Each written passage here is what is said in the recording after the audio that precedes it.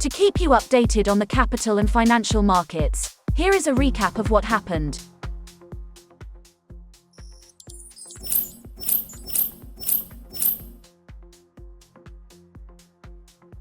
Switzerland voted to reject a 50% inheritance tax on super-rich residents after wealthy entrepreneurs threatened to leave the country. Some 82% of the electorate opposed the plan, according to a preliminary government estimate. Polls ahead of the plebiscite had suggested such an outcome. The left-wing Young Socialists group launched the proposal as a way of raising funds to fight climate change. The levy would have been introduced on all assets exceeding 50 million francs, which an individual passes on or gifts. That would have hit some 2,500 people in Switzerland, the top 0.03% of the population. The UK financial regulator has set out plans to clean up the agencies that evaluate companies' environmental, social, and governance performance in order to tackle conflicts of interest and inaccuracies in ratings. The Financial Conduct Authority said it would start regulating the 75 to 150 providers of ESG ratings in the UK, estimating that new rules to improve transparency and governance would save firms about £578 million over the next decade. This market is growing and we need rules and guidelines, Sasha Sedan, FCA Director of Sustainable Finance, told the Financial Times. This is cleaning it up. We want minimum standards.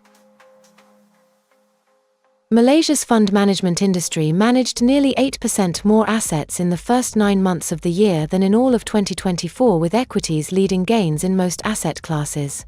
The industry had 1.15 trillion ringgit of assets under management as of end September, up 7.48% from 1.07 trillion ringgit at the end of last year, according to latest figures published on the website of Securities Commission Malaysia.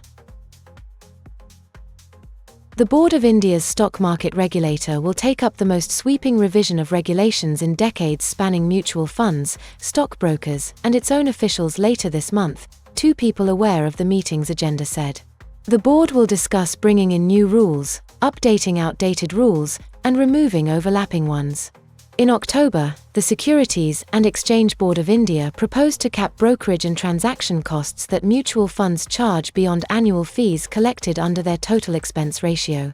SEBI also proposed to scrap the additional 5 basis points charged over the exit load and a more comprehensive disclosure of the TER, which is used to cover management and operating costs.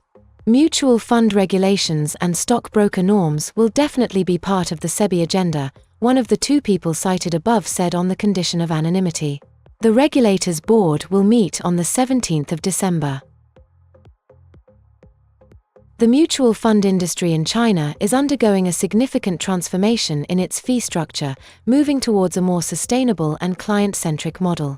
A more rational fee structure and the continued need to accumulate financial wealth should drive mutual fund industry fee income back to double-digit growth from 2027 onward, said Richard Xu, head of China Banks and Diversified Financials Research, Morgan Stanley, in a research paper published today.